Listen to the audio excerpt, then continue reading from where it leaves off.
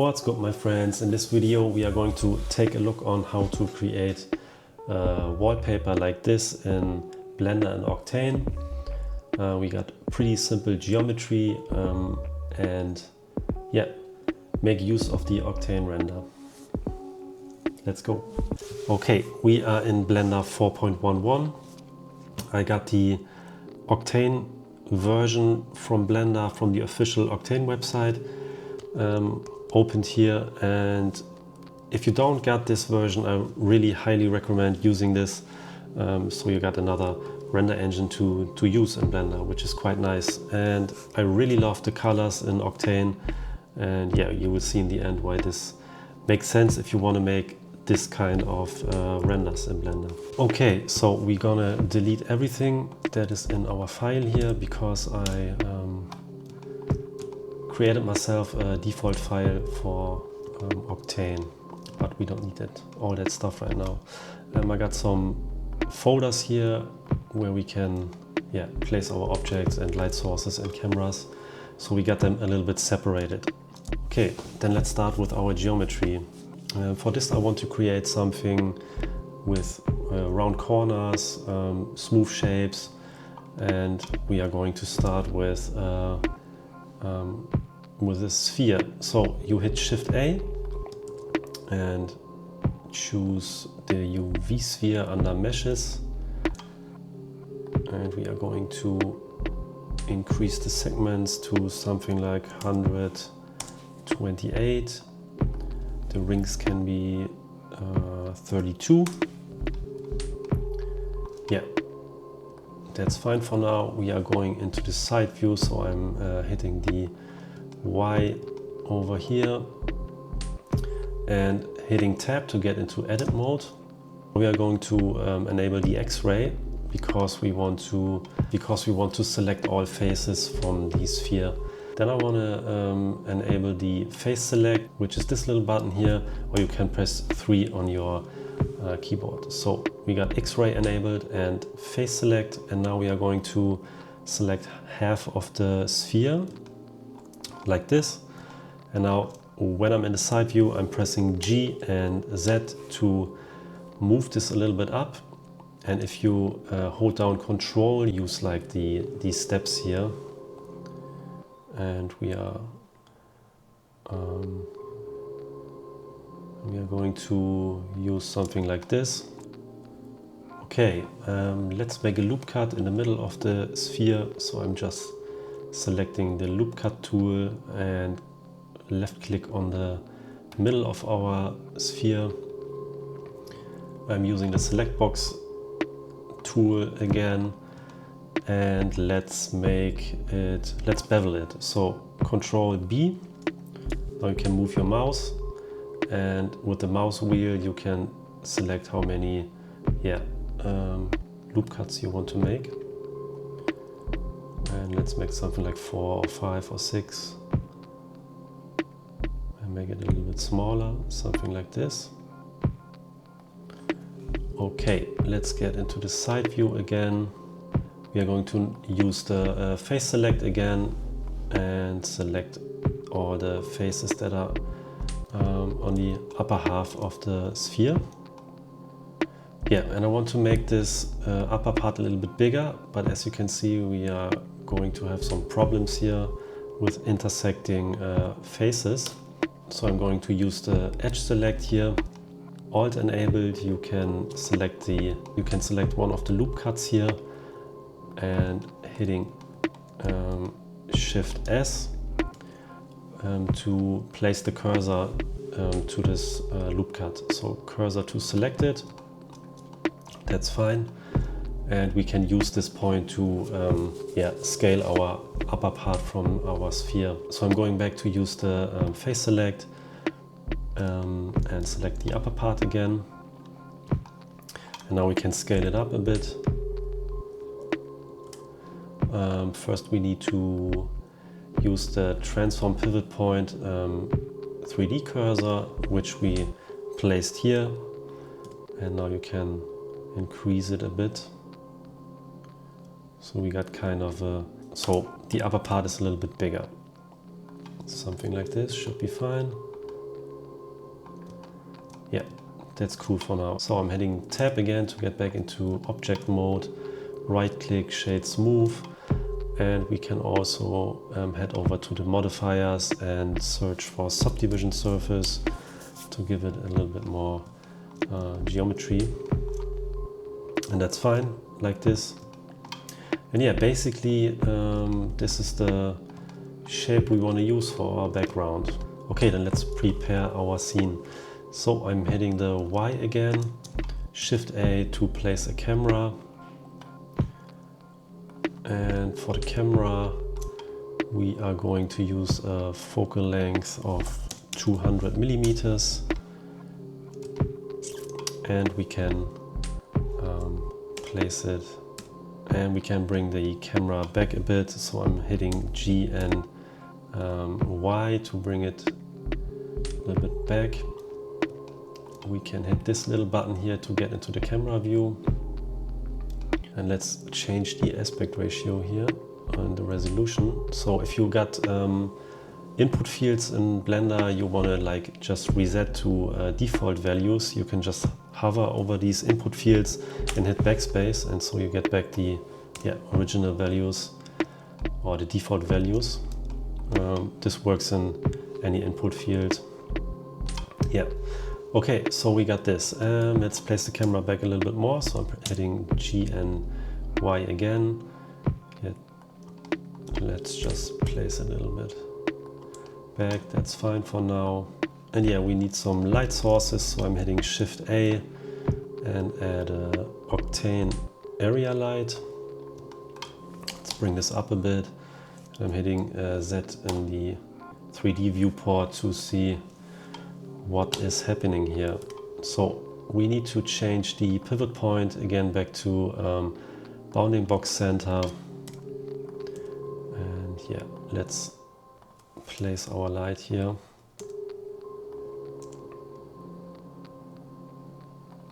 Something like this. With Shift D, I'm going to duplicate it and place one area light on the bottom side of our object. Yeah, something like this is okay for now. We are going to change the position of the area lights later on. Okay, let's quickly organize our stuff here. So the sphere can be in the objects folder. Let's place the camera in our camera folder and the lights in our lights folder. Okay, so what we can do now is let's duplicate this geometry a couple of times. Best way in this case is use the right click and duplicate linked. This way we just got a linked version of our object, and I can show you if you change, like for example this object, it changes the linked versions too, which is yeah, quite nice. And also it isn't so heavy on your device because you got a linked version, and yeah, your file size will be lower if you use linked versions and not copying the whole geometry again. Okay, let's place them roughly a bit. Going to duplicate another version, going into the side view to place them a little bit more in the back and in the front.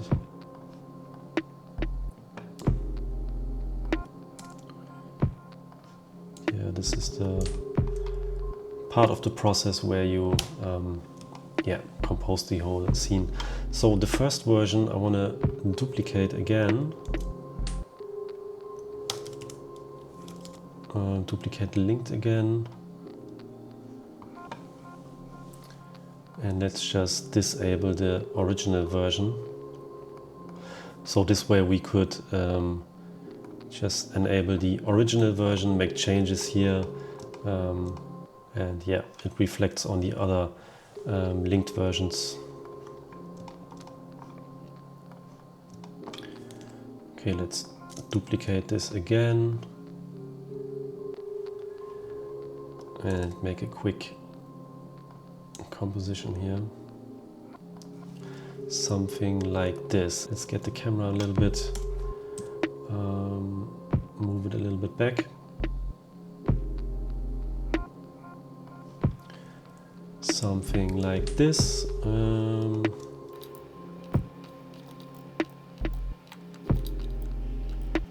Yeah, I'm just placing the elements here, so we got something that we can work with. Let's duplicate another one. Let's just select these three here and duplicate linked. Yeah, and I'm hitting R twice to rotate the duplicate versions. You get the idea. You place the elements to where you want them to appear on your wallpaper.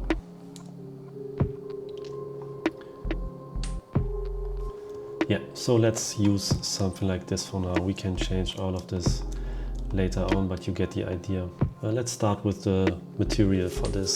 So what we are going to do is get into the material tab and use the object shader type and create a new material.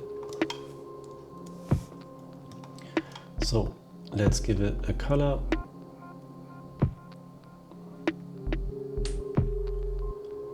Something like this. I'm gonna increase the roughness a bit. So we got like smoother reflections. I'm not sure why these don't have the material. Maybe I didn't duplicate them properly. So I'm going back into the view tab and let's just delete them and copy some of these here, duplicate linked, and another one, and let's just place them here.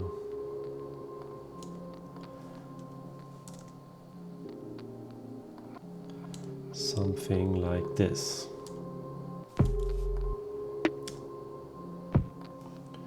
Okay, that's fine. So we are going to create a background. So I'm hitting Shift A and search for mesh. Hit S to scale it up a bit and hit R and 90 to rotate it. So we got something like a clean white background. Going to rotate it a bit. Yeah, something like this.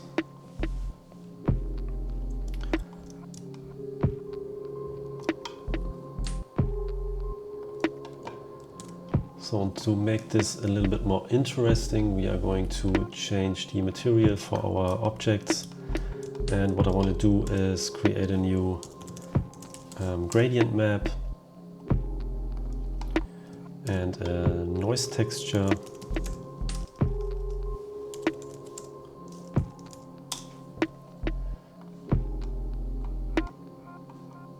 Yeah, and let's copy this color here.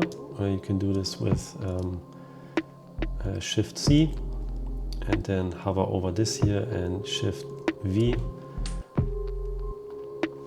Let's see what happens here. We can connect the texture out to the albedo. And let's connect our noise texture to the input texture. And we can also use the transform node.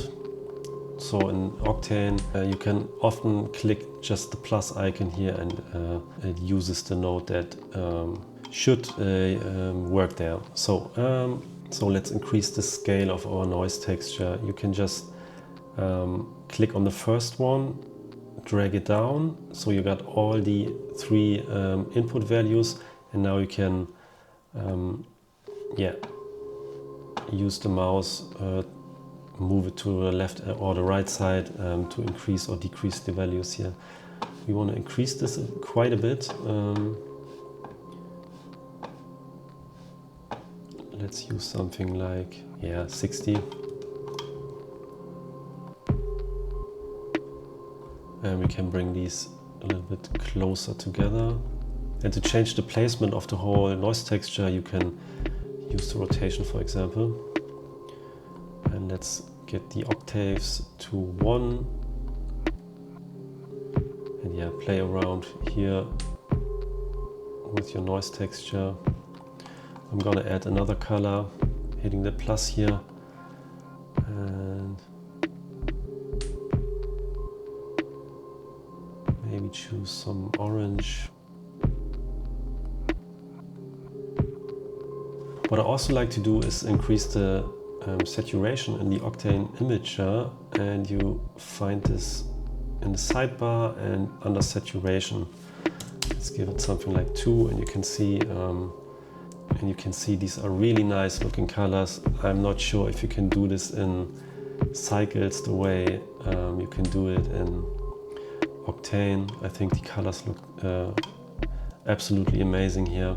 And yeah, this is the reason I kind of like Octane recently. And yeah, you can play around with the colors here, or probably change the whole composition.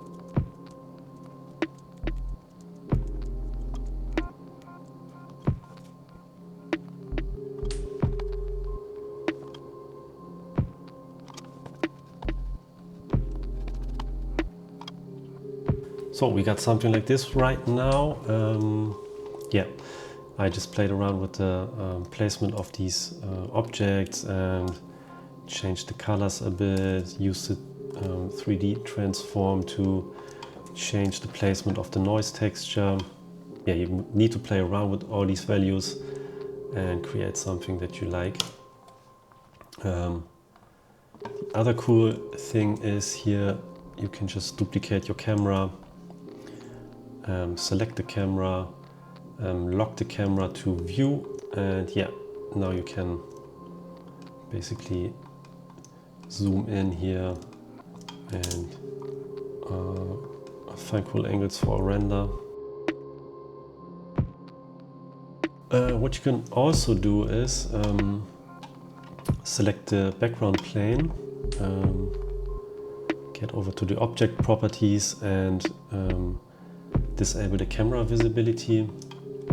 And now we can head over to the world settings, create a new world texture environment. And here you could just place the environment out into the visible environment, enable backplate, and now you can change the color of the background that is shown. So yeah, this is basically the technique to create something like this. This is another version I made, and as you can see, you can make really nice wallpapers with this if you just duplicate your camera and yeah, move around in the scene and find something that you like. And I mean, yeah, look at this. I really love the colors of Octane. It's just amazing.